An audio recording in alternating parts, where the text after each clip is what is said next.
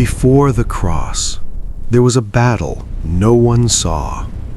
A man, alone in the wilderness, tempted with power, hunger, and glory.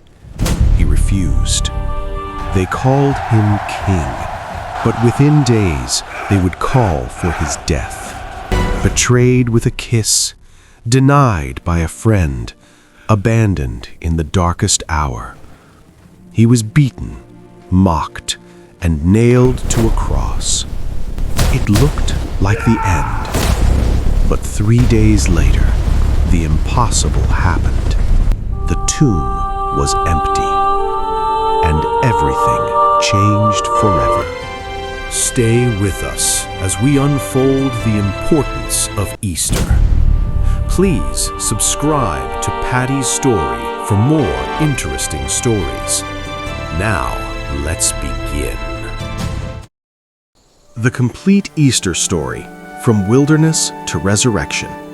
Before the crowds, before the cross, there was the wilderness.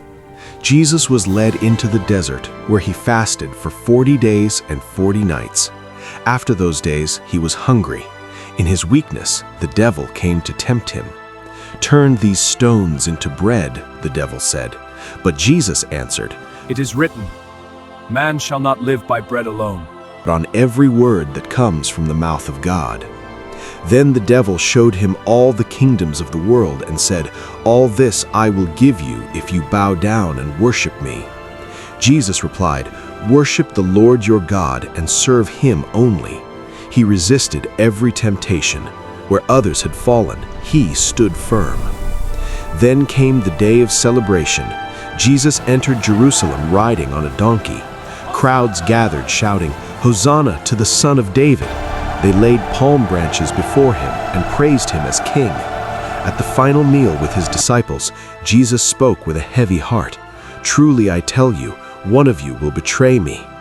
Then Jesus said to Peter, "Before the rooster crows, you will disown me 3 times." Peter insisted, "Even if I must die with you, I will never deny you." Later that night, in the Garden of Gethsemane, Jesus prayed, "My Father, if it is possible, let this cup pass from me, yet not as I will, but as you will." Then, in the darkness, Judas arrived with soldiers. He stepped forward and kissed Jesus. "Judas, are you betraying the Son of Man with a kiss?" Jesus was arrested and taken away. Nearby, Peter watched from a distance. As people recognized him, they asked if he was one of Jesus' followers. 3 times Peter denied it. "I don't know him." Then the rooster crowed. Peter remembered what Jesus had said, and he went away weeping bitterly. Jesus was taken before the authorities. He was mocked, beaten, and struck by soldiers. They placed a crown of thorns on his head and a purple robe on his back and laughed him as the King of the Jews. He was forced to carry his cross to a place called Golgotha. There he was crucified, hung on the cross between 2 criminals. One criminal mocked him. "If you are Christ, save yourself and us." The other said, "This man has done nothing wrong. Jesus, remember me when you come into your kingdom." "Will be with me in paradise." Even in his suffering, he said, "Father, forgive them, for they do not know what they are doing." Hours later, Jesus cried out, "It is finished," and he gave up his spirit. His body was taken down and placed in a tomb. A large stone was rolled in front of the entrance. Soldiers were stationed to guard the tomb, making sure no one could enter.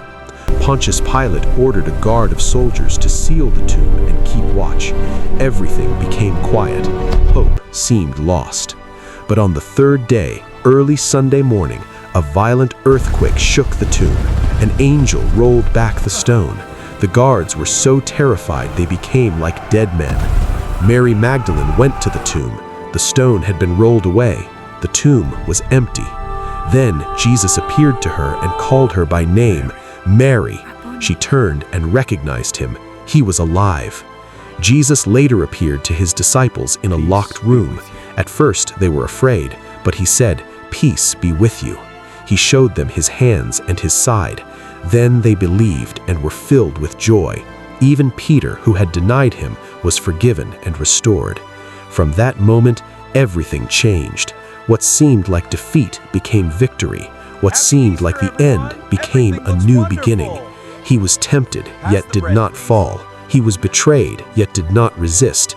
He was denied, yet still forgave. He was crucified, yet rose again. And the message remains: no darkness can overcome the light. No sin is beyond forgiveness. No grave can hold the promise of life.